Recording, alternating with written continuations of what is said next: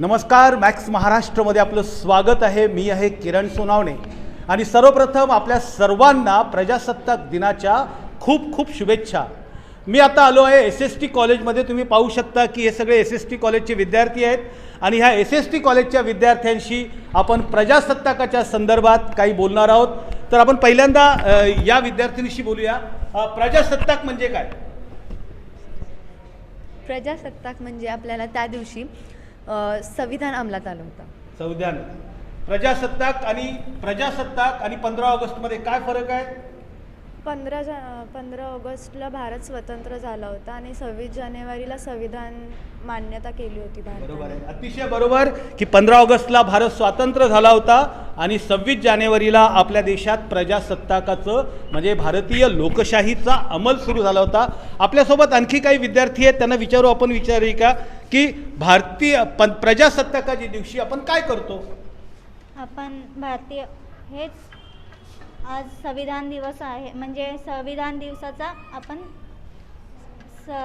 साजरा केला जातो. हे संविधान दिनाचा साजरा केला जातो. हां. ओके, संविधान दिन साजरा केला जातो, प्रजासत्ताक दिन साजरा केला जातो. संविधान दिन आपण 26 जानेवारी 1949ला त्यावेळेस करतो. या दिवशी प्रजासत्ताक दिन आपण साजरा करत असतो. आपल्यासोबत आणखी काही विद्यार्थींनी आपण त्यांच्याशी.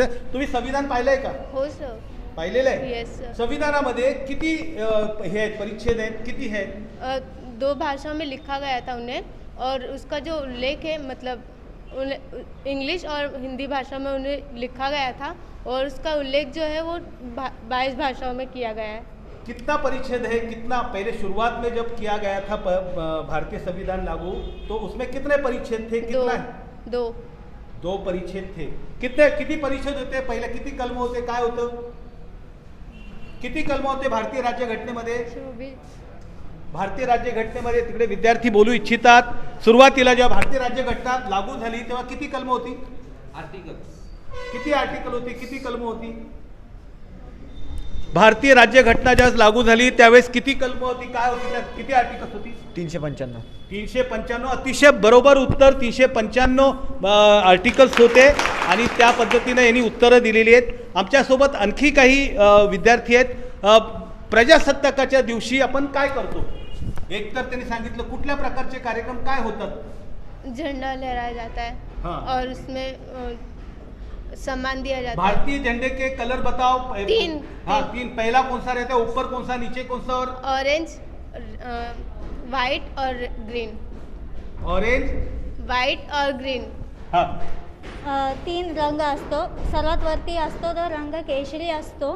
त्याचा अर्थ आहे शांती आणि बलिदानचा प्रतीक मानला जातो. दुसरा सफेद आहे. हा रंग शांती आणि सच्चाईचा प्रतीक मानला जातो. आणि हिरवा जो आहे तो संपन्नतेचा प्रतीक मानला जातो. अतिशय बरोबर आहे. ह्या भारतीयच्या झेंड्यामध्ये, राष्ट्रध्वजामध्ये एक अशोक चक्र असतं. त्या अशोक चक्रामध्ये किती आरे असतात? 24. किती? 24 आरे असतात. अत्यंत हुशार विद्यार्थी आहे. प्रजासत्ताकाच्या संदर्भामध्ये खूप साऱ्या गोष्टी यांना माहिती आहेत. आपल्यासोबत आणखी काही विद्यार्थी असतील, त्यांच्याशी आपण बोलणार आहोत. या ठिकाणी की भारतीय राज्यघटना कोणी लिहिली? कोण सांगेल? डॉक्टर भीमराव आंबेडकर. डॉक्टर भीमराव आंबेडकर, हे की नाही? किती दिवसांमध्ये भारतीय राज्यघटना लिहून झाली? 2 वर्ष 11 महिने 18 दिवस. 2 वर्ष 11 महिने आणि 18 दिवसात ही राज्यघटना लिहून झाली. अत्यंत बरोबर. प्रचंड हुशार विद्यार्थी SST कॉलेजमध्ये आहेत आणि त्यांना सगळ्या संदर्भामध्ये माहिती आहे. अजून काही विद्यार्थ्यांशी आपण बोलणार आहोत. प्रजासत्ताक आणि 15 ऑगस्टमध्ये काय फरक आहे? 15 अगस्त के दिन अपने देश को आज़ादी मिला था, और 26 जनवरी के दिन अपने देश को पूरी तरीके से आज़ादी मिला था. और उस दिन संविधान देश के सामने संविधान रखा गया था. आज़ादी मतलब? पूरी तरीके से आज़ादी मतलब जब अंग्रेज अपने देश को छोड़ के गए तो वो अपने देश में कुछ रूल्स रेगुलेशन कुछ नहीं थे, तो देश को कैसे मेंटेन करे, उनकी देश का सब प्रॉब्लम कैसे दूर करे. तो 15 अगस्त को छोड़ के गए थे. हां, 1 मिनिट. आपल्यासोबत अनेक विद्यार्थी आहेत, ते बोलत आहेत, त्यांच्याशी आपण बोलणार आहोत. हां, काय बोलता? सर, 15 ऑगस्टच्या दिवशी स्वातंत्र्य मिळालं होतं आणि प्रजासत्ताक दिनाच्या दिवशी प्रजेला स्वातंत्र्य मिळालं होतं. म्हणजेच संविधान लागू झाल्यानंतर प्रजेला प्रजेचं स्वातंत्र्य मिळालेलं. प्रजेला प्रजेचं स्वातंत्र्य मिळालं. Okay okay. अजून तुला काय बोलायचं बेटा, बोल. 26 जानेवारी आपलं संविधान अंमलात आणलेलं. हां, डॉक्टर बाबासाहेब आंबेडकरांनी आपल्याला 26 संविधान आणलं. जानेवारीपासून आपल्या देशामध्ये लोकशाहीचा अंमल सुरू झाला, घटनेचा अंमल सुरू झाला, भारतीय संविधानाचे जे कायदे आहेत ते लागू झालेत. आपल्यासोबत एक अजून काही लोकांना आपण विचारणार आहोत की भारतीय राज्यघटना ज्यावेळेस बनवली गेली त्यावेळेस त्यामध्ये पहिलं कलम कुठलं आहे, पहिल्यांदा काय आहे, पहिलं भारतीय घटनेची सुरुवात पहिल्यांदा कशाने होती? तर आम्ही भारताचे लोक आहोत. बरोबर आहे, अत्यंत बरोबर की सरनामा जो आहे भारतीय राज्यघटनेचा तो अत्यंत महत्त्वाचा आहे आणि त्यातनं भारतीय राज्यघटना सुरू होते. प्रचंड चांगले विद्यार्थी आहेत त्याच्या ठिकाणी. अजून काही विद्यार्थ्यांशी आपण या ठिकाणी बोलणार आहोत की भारतीय राज्यघटनेबद्दल काय माहिती आहे तुम्हाला? भारतीय राज्यघटनेबद्दल आपलं म्हणजे देशाला काय माहिती भारतीय राज्यघटनेबद्दल? भारतीय राज्यघटनेमध्ये म्हणजे संविधानामुळे आपल्या म्हणजे जे देश चालतात किंवा म्हणजे लोकांना त्याच्यामध्ये दिले की लोकांना काय स्वातंत्र्य मिळालं, लोकांना त्यांचे हक्क मिळाले त्याच्यामध्ये दिलेले आहे. आणि सार्वभौम संहिता लोकशाही वगैरे राज्यघटनेमध्ये दिलेलं आहे. भारतीय राज्यघटनेमुळे काय मिळालं, काय झालं? भारतीय राज्यघटनेमध्ये बेसिकली सर्वांना वोट करायचा अधिकार मिळाला व आपला नेता निवडायचा सुद्धा अधिकार मिळालेला आहे व प्रत्येक गोष्टीसाठी काही ना काही कायदे रेडी करून ठेवण्यात आलेले आहे व प्रत्येक नागरिकाला समता भेटण्यासाठी म्हणजे मूलभूत आपली राज्यघटना तयार झालेली आहे. भारतीय राज्यघटना म्हणजे काय, नेमकं कोण सांगेल? भारतीय राज्यघटना म्हणजे काय? भारतीय राज्यघटना म्हणजे काय माहिती आहे? भारतीय राज्यघटना म्हणजे काय? भारतीय राज्यघटना म्हणजे काय? भारतीय राज्यघटना म्हणजेच की त्या घटने आपण जेव्हा ती अंमलात आणली तेव्हा लोकांना आपले हक्क कसे मिळले पाहिजे किंवा काय काय हक्क मिळतील ते सगळं त्या राज्यघटनेमध्ये सांगितलेलं आहे. ओके, भारतीय राज्यघटना म्हणजे काय? भारतीय राज्यघटनेच्या बद्दल आपण विद्यार्थ्यांना विचारतो आहे, काय भारतीय राज्यघटना म्हणजे? भारतीय राज्यघटना म्हणजे कायद्याचा कायदा आहे. भारतीय राज्यघटना म्हणजे सर, जब इंडियन कॉन्स्टिट्यूशन जब आज़ाद हुआ था उस समय राज्य व्यवस्था मतलब क्या होता है, किसी भी राज्य अगर देश है तो किस तरीके से चलाया जाएगा, इसमें हर एक अपने अपने क्या क्या पैनल्स रहेंगे, किस तरीके से कंट्रीब्यूट हम किस तरीके से करते हैं कोई भी. भारतीय राज्यघटना मतलब कायदे का कायदा. भारतीय राज्यघटना म्हणजे कायद्याचा कायदा आहे. कायद्याचा कायदा म्हणजे काय? हाँ, कायद्याचा कायदा म्हणजे काय? कानून में रह के हमको क्या करना है वो हमको. कायद्याचा कायदा म्हणजे काय? कायद्याचा कायदा म्हणजे काय? हां, कायद्याचा म्हणजे कायदा कोणी तोडू नये आणि जर कोणी तोडला तर त्यावरती तो कायदा लागू होतो. कायद्याचा कायदा म्हणजे काय? भारतीय संविधानाला कायद्याचा कायदा म्हटला जातो. कायद्याचा कायदा म्हणजे काय? तुमच्यापैकी कोणी सांगताय?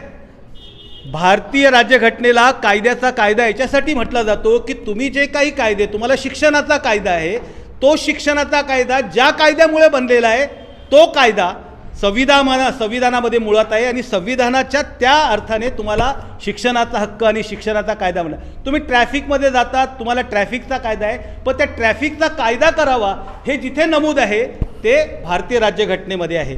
तुम्ही तुमच्या संदर्भामध्ये तुम्ही तुमच्या अधिकारासाठी लढतात, तुमच्या कर्तव्य तुम्हाला सांगितलेली आहेत, ती जी काय तुम्ही कायदे बनतायत त्या कायद्याचा कायदा ज्याचं स्रोत आहे ते भारतीय राज्यघटनेमध्ये आहेत. अजून काही लोकांशी मित्रांशी आपण बोलणार आहोत. बघूया अजून काय कुणाला काय त्या संदर्भामध्ये माहिती आहे भारतीय राज्यघटनेच्या संदर्भामध्ये. भारतीय राज्यघटना कुणी कुणी पाहिलेली आहे? भारतीय राज्यघटना पाहिली आहे? नाही सर. भारतीय राज्यघटना पाहिली आहे तुम्ही? हां, भारतीय राज्यघटना पाहिली आहे? संविधानला पाहिलेली आहे. काय आहे भारतीय राज्यघटनेच्या पहिल्या याच्यावरती, याच्या पेजवरती आणि पहिलं सुरुवातीला काय तुम्ही पाहिलेली आहे? हां, भारतीय राज्यघटना तुम्ही पाहिली आहे? नाही. भारतीय राज्यघटना आपण जगत असताना ज्या काही गोष्टी करतो त्या गोष्टीचं नियमन करणारी एक मोठा कायदा आहे. आपण सगळे देशाचे भावी नागरिक आहोत. आपल्याला भारतीय राज्यघटना ही पाहिली पाहिजे, ती वाचली पाहिजे, त्यातले चांगले काय असतील, वाईट काय असतील याची चर्चा केली गेली पाहिजे. त्यासाठी भारतीय राज्यघटना असते. भारतीय राज्यघटना कुठल्या नियमाने चालते? हुकुमशाही, लोकशाही का राजेशाही? कुठल्या ह्याच्याने चालते? लोकशाही पद्धतीने. लोकशाही पद्धतीने. लोकशाही म्हणजे काय? लोकशाही म्हणजे लोकांचं राज्य. लोकांचं राज्य. लोकशाहीची व्याख्या कुणाला माहिती आहे का? लोकशाहीची व्याख्या, एक मिनिट, आपल्याला एक विद्यार्थी हात वरती करतोय. लोकशाहीची काय व्याख्या आहे? सर ते of the people, by the people, for the people, म्हणजे जे काय आहे ते फक्त लोकांसाठी आहे. काय काय लोकशाहीची व्याख्या काय? Of the people, for the people, by the people. Of the people, by the people, for the people. Abraham लिंकननी केलेली व्याख्या आहे ही, की democracy is the of the people, by the people and for the people. पण मी तुम्हाला विचारतो, भारतीय राज्यघटनेची भारतातली लोकशाहीची व्याख्या काय आहे? भारतातली आपल्या असणाऱ्या, इथे असणाऱ्या, भारतातल्या असणाऱ्या घटनाकारांनी केलेली व्याख्या कुणाला माहिती आहे? भारतातल्या असणाऱ्या लोकशाहीची व्याख्या काय? लोकांनी लोकांसाठी केलेली. ते लोकांनी लोकांसाठी, लोकांकरिता केलेलं राज्य, ही अब्राहम लिंकनची व्याख्या आहे. भारतातल्या असणाऱ्या, भारताचे जे घटनाकार होते डॉक्टर बाबासाहेब आंबेडकर, त्यांनी लोकशाहीची व्याख्या काय सांगितली? भारतातल्या लोकशाही डॉक्टर बाबासाहेब आंबेडकरांनी सांगितलेली व्याख्या माहिती आहे? आम्ही भारताचे लोक, भारताचे सार्वभौम. नाही.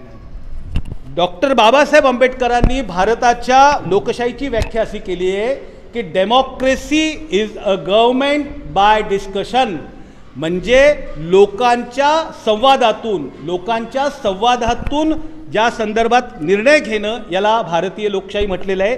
याचं कारण काय की बाबासाहेब आंबेडकरांनी किंवा घटनाकारांनी असं गव्हर्नमेंट बाय डिस्कशन का म्हटलेलं आहे?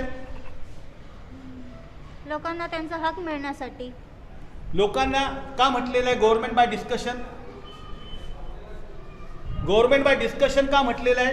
लोकांना इन्फॉर्मेशन द्यायचं आहे. वास्तविकता government by democracy is the government by discussion. याचा अर्थ असा की आपल्या देशामध्ये तुम्ही पाहाल की केंद्रामध्ये जे असेल राज्यसभा आणि लोकसभा असते, तसं राज्यांमध्ये सुद्धा असतं, तसं नगरपालिकेमध्ये असतं, तसं ग्रामपंचायतमध्ये असतं. विरोधी पक्ष आणि सत्ताधारी पक्ष दोन असतं. कुठलाही मुद्दा आला तर त्यामध्ये विरोधी पक्ष आणि सत्ताधारी पक्ष एकमेकांच्या संदर्भात चर्चा करतात आणि त्यातनं ते निर्णय घेत असतात.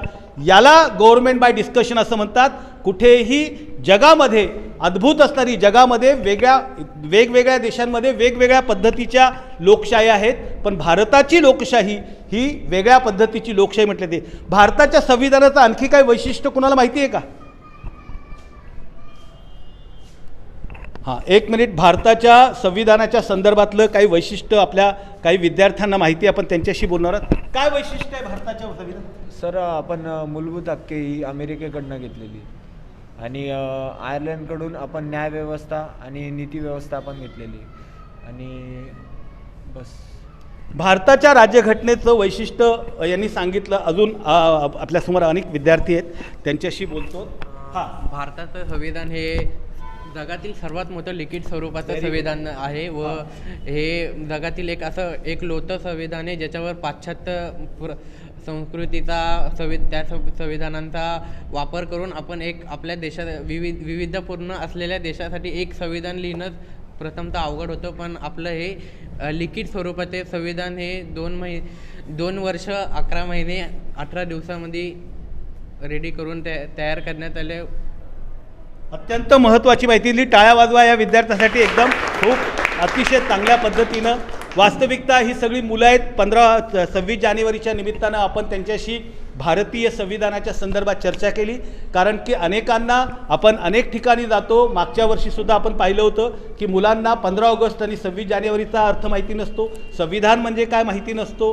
संविधानाच्या संदर्भातलं ज्याच्यावरती त्यांचं जीवन चालतं, त्यांचा परिसर चालतो, त्यांचे हक्क, कर्तव्य हे सगळे निश्चित केले जातात, त्याबद्दलची आपल्या असणाऱ्या लोकांना माहिती नसतं. कारण त्याचं कारण असं आहे की बाकीचे विषय आपल्या असणाऱ्या अभ्यासक्रमात खूप मोठी पुस्तकं असतात, पण नागरिकशास्त्राचं मात्र 15-20 पानांचं पुस्तक असतं. त्यामुळे भारताच्या संविधानाची ओळख व्हावी आणि त्या संदर्भात त्यांच्यामध्ये जिज्ञासा निर्माण व्हावी, यासाठी मॅक्स महाराष्ट्र या सगळ्या तरुणांशी बोलतो आहोत. तुम्ही ही सगळी चर्चा ऐकता आहात. तुम्हाला नेमकं या संदर्भात काय वाटतं? भारतीय संविधानाची वेगळी वैशिष्ट्य तुम्हाला काय माहिती आहे? तुम्ही नक्की कमेंट बॉक्समध्ये लिहा आणि पाहत रहा मॅक्स महाराष्ट्र, आवाज महाराष्ट्राचा. धन्यवाद.